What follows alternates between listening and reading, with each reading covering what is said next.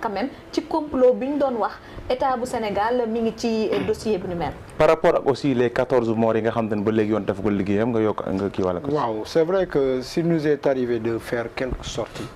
depuis lors sur la situation faudra aussi souligner que ni musut a varié.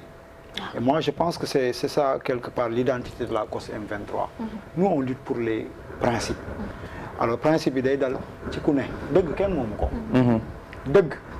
kenn juddoowaalewu ko kenn moomu ko dañ koy wër saa su ne. par rapport à ce genre de situation. J'ai plaisir en tout cas de partager ce plateau avec Maître Moussa Sarr. C'est un souvenir quand même bu ñu partagé. jour bi président de la République monsieur Macky Sall. dajeek le président de monsieur Abdoulaye Wade. Walfadjri pour ne pas le nommer a organisé une édition spéciale jour boobu ñu toog fa di waxtaan ci affaire actualité mais ñu ñëw ba un moment journaliste bi indi le cas Sonko Mamour Diallo mu laaj ñu ci lan lañ ci xalaat ba ma ca waree tontu j'ai assumé ne ñun on accorde la présomption d'innocence à monsieur Mamour Diallo ce n'est pas parce que un homme de la carrière de Ousmane Sonko accusé na ko rek dañ naan coupable la. dañuy xool lan la suñu yoon wax. dafa ne képp ku ñu fi teg tuuma rek tu jouis de la présomption d'innocence. effectivement. jusqu'à la preuve du contraire. mais li ma ci gënoon amal solo dafa am lu ma leen laaj noonu rek par inspiration. waaw mais jour bu ñu demoon par exemple ba Ousmane Sonko bii ñu teg ko fi tuuma ñun lu ñuy def. suivant la même logique si on dit que parce que Mamour dañ ko accusé il est coupable jour bu ñu dundee ba kenn ci acteurs yi ñu teg la tuuma dañ naan tu es coupable. donc principe yooyu la ñuy dundee ba tey parce que le combat mené réellement dans ce pays dans le cadre d'un débat divergent entre différents acteurs malheureusement ceux qui étaient au pouvoir démb ñi ngi tey ci opposition pour la majorité ñu nekkoon opposition di prôner les valeurs tey ñi ngi ci pouvoir bi nekk dans les mêmes pratiques boo li sudul am tuuti élévation da ngay réer moo tax dañuy dellu soit ne malgré ce débat confus il y a des postures fermes à incarner et à assumer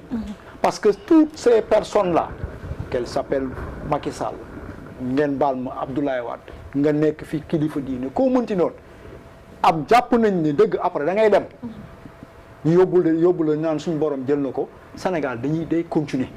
donc ñooñu ñëpp noonu dañ jàpp ne Sénégal moo leen ëpp njëriñ et que ce genre de débat bu posé woo li ñuy ji am daal ñun moom ko en tant que individualité d'abord ak kuréel bi nga xam ne dafa am yoon mooy dañuy référé wu même bu dee bokkul ci suñuy yoon lan la suñu borom wax malgré nag yenn bagage yu ñu fiy yóbbaale parce que problème bi yëpp li ko indi wax na ko sànq la perception bi ñuy am par rapport à une certaine manière de faire quand tu as un état boo xam ne wala nga nekk kilifa boo xamante ni pour bon nombre d'épisodes démocratiques génn nga jël ay postures yu taxaw dénoncer yenn pratiques yi ba pare bi nga yoree réew mi rassuré woo ñu ne loolu tàggoo nga ak moom di ko jëfee mais par force dañuy ñaaw njort yenn yi bu amee ñu am lu ñu la teg tuuma bu ñu indee CREI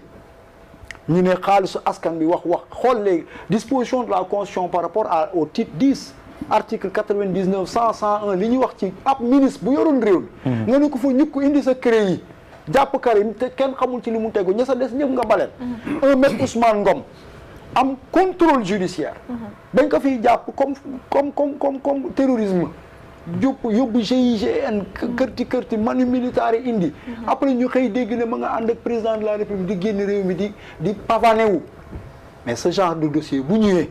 ak li ñuy wax les ordonnances de la CEDEAO sur le cas Karim Wade sur le cas Khalifa Sall xel day tey mais faw mu tey donc il faut ñu nangu d'abord que ni il faut ñu expliquer situation bi di ko indi que ni am na état bi nu mu doon doxalee tey ji kenn du débat ci situation bi am na nu mu doon doxalee par rapport effectivement à l'indépendance de la justice son mode de fonctionnement le parti pris yi ñuy soupçonné sur certains acteurs bu ñu leen diñee loolu mooy indi mooy lii newul résultante loolu la mais malgré tout ça il faut mu am ñoo xam ne dans la réflexion et le débat il faut ñu dépasser l'émotion parce que quel que soit alpha quand on parle état de droit on parle des droits individuels yi nit ñi am Adji Sarr doomi Sénégal bu am droit comme man comme Maître Moussa Sarr comme Ousmane Sonko waxuñu ne warul fen de waxuñu warul complot de justice waxul loolu wax na ne am na droit dem ñaxtu ci li mu jàpp ne dañ koo tooñ maintenant à cette justice qui se doit d'être indépendante objective pour prouver que ne da waxul dëgg am na ay daan yu ñu teg wala wax na dëgg ñu jox ay àqam loolu la COS M23 njëkk assumé ci jamono yi ñu am ne ku mu mënti doon fii xaj ak muus ak lu mu mënti doon suñu charte nee na am nga ay sañ-sañ te Adji Sarr dafa am ay droit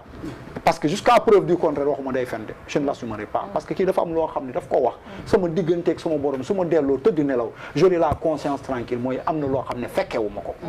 donc mënuma ko seede même bu dee dafa am yu may njort yaa ngi comprendre beneen bi mooy kañ teg tuuma mu nekk citoyen sénégalais ordinaire d'abord bu dee ordinaire la teg ci mu nekk kuy am njaboot ñu nangul ko yàlla may ko ci réew mi muy Ousmane Sonko mais tamit la ma waxoon ci émission bi moo ñëwaat dafa am droit bu njëkk mooy la présomption d'innocence d'abord beneen bi mu am un statut de député boo xamante ni dafa am ay statut boo xam ne dañ ko suñu loi ñoo ko may buñ ko bëggee teg yoon ba ca des ñu ne loolu ko waxoon de mooy suñu justice tàmmal nañu di exploiter des situations pour xeex ay adversaires politiques donc bu ñenn ñi di yëkkati kàddu naan nañ ko fi bañ c'est légitime mais bañ koy tëjee mooy lañ gëm xanaa ña ko yàlla nangul mais ca dans les normes amul kenn ku yeewoo fii Sénégal ba pare nga ne tu n'es pas justiciable koo munti doon Ousmane Sonko ak Abdourahmane ak maître Moussa Sarr mi avocat ak président Macky Sall ku ci suñu charte organisée da nga war a justiciable da nga war a wuyti maintenant principe yooyu lañ ci war a taxaw di ci wax di xeex mais ñun ba jël benn ba léegi am na débat boo xam ne bëgguñu ci dugg parce que da ngeen wax lu am lu fondamental l'authenticité de certains trucs yu ñu soo xam ne dañ ko ci boole et tey jii quel que soit alpha y a deux dossiers yoo xam ne man dañ may tiital Sénégal te def ma préoccupé dama leen pour man benn lañ muy le dossier d'un éventuel troisième candidature ak le dossier Ousmane Sonko et dans le cadre du débat public organisé entenu par certains acteurs des fois nga njort ci ñi ne ñii ñu bañ Sénégal lañ des fois nga njort ci ñi ne ñii ñu bëgg Sénégal lañ parce que qu'on l'admette ou pas wax na ko contexte bi dafa dangereux moo tax il faut des acteurs très lucides pour wax ci lii gis nga ku bëgg Sénégal ci ñaari dossiers yooyu war nga ci bàyyi xel parce que bu ci nekk rek di nga jàpp ne benn doomi Sénégal mën na cee dee benn doomi Sénégal mën na cee dee si tu prends la responsabilité xam ne légitimement et légalement Macky Sall président Macky Sall amul droit troisième mandat nga ko ci incité pour mu def ko ci te nga xam ne risque bi mën na doon ay Sénégalais dee kooku buggoo Sénégal koo mënti doon dossier bi it taxaw fii di prouver ay preuves fabriquées contre Ousmane Sonko ou bien contre Adji Sarr pour Ousmane Sonko wala pour Adji Sarr bañ Sénégal la nit ku bonay def loolu dañ ci war a seet yàlla parce que ay nit tee nañ ci ñu war a situer les responsables mais dëgg la am ay éventualité par rapport lépp parce que tamit nous sommes obligés de nous en tenir là mooy mën na nekk complot mën na bañ a nekk complot am na foo xam ne yegguñu fa la ca des nag mooy nous on avait cru que c'est une opportunité pour la justice dans le cadre effectivement mais daf ko yàgg wax dañuy toog di waxtaan ci lu bëri mu ne ma dans le cadre du fonctionnement global de la justice mais baax na mais dafa am ay dossiers yoo xamante ni dañ ciy taxaw des fois day am problème c'est des dossiers politiques donc la justice bay woote ne moom elle est en réalité indépendante moi je pense que moom moo war a saisir cette opportunité pour se relever le blason par rapport à effectivement à ce genre de dossier par rapport à ce procès mu tegu ci yoon bu dee am nañ preuve parce que damay dégg gars yi di ko wax des fois ci côté pouvoir bi comme de l'opposition ku nekk ak say preuves mais xanaa tribunal bu ñu fa demee avocat yi duñu leen tere ñu indi seen preuve bu dee dañu am élément à charge ou à décharge yoo xam ne war nañ ko mën a brandir Sénégal yi dégg ko mais ñu def sanction yi parce que am na loo xam ne ñun dañ ciy engagé wu ñun donte bëri wu ñu doole mais par principe dañ ciy dee mooy bés bu ñu wóoree par des éléments de preuve que Ousmane Sonko deful dara billahi ci ñiy wàcc ci mbedd mi di ko jàppale ko wallahi mais nag bés it bu ñu wóoree ni que ni Adji Sarr dafa am ay éléments de preuve yoo xam ne dafay affirmer la culpabilité de Ousmane Sonko ñi taxaw di dresser wu contre Ousmane Sonko la ñu doon pour le Sénégal parce que quand on dit l'essentiel le Sénégal c'est fondamentalement profond ci diini lañ koy tibbee mooy lijjantiwuñu ku mer rek ku kontaan parce que li yëpp dañ ko fiy dépassé li yëpp gisoon nañ ko fi yaa ngi comprendre ñu war a mën a situer les responsables parce que dafa am débat bu am solo boo xam ne nit ñi dañ ko bëgg a omettre te du yoon si cela est l'œuvre d'un complot ou pas mais il faut pas oublier que le pays a foutu le camp excusez-moi il faut pas oublier que ni parce que gars yi wax Abdourahmane Sow des fois ñu attaqué la yéen a fi doon génnee jeunes yi daaw ñu génnee jeunes yi de des fois on était manipulé et je l'admets. Ah bon? Moi j'ai été témoin de certaines situations yoo xam ne après daf may sori la yenn politique yi. yaa ngi comprendre ba telle sorte expérience boobu ma am ñu ma koy bañal bu mu ñëwaatee en face de ce genre de situation bu ñu ma naan Ousmane dafa coupable damay teey wóoruma parce que déggoon naa ko fi dem bu ñu ma naan Adji Sarr day fen damay teey dafa am lu ñu ma laaj parce que ñun ñëpp mënuñu bokk fi ñuy taxawee mais il faut quand même ñu bàyyi xel ne il y a un troisième Sénégalais. et c'est mooy Sénégalais bi ma doon wax sànq moi je j'assume à dire que ni bu weer dee man damay am problème man nii waaw boobu li maire wax sànq boo fayee loyer bëgg fayal say doom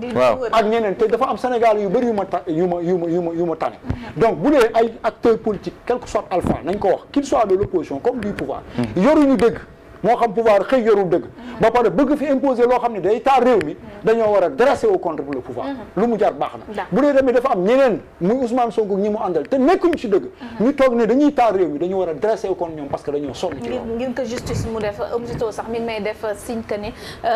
waxtu wi mi ngi jëm ci jeex mais maître Moussa ndax kii Abdourahmane li mu wax nii Cheikh Fatma li mu wax nii ak ki nga xamante ni moom la Bara wax dina mën a tamit yomb suñu réew mi parce que bu nu fàttalikoo président Macky Sall defoon ak janook askan wi nee na am na dossier yoo xamante ni bu ci ay bakkanu nit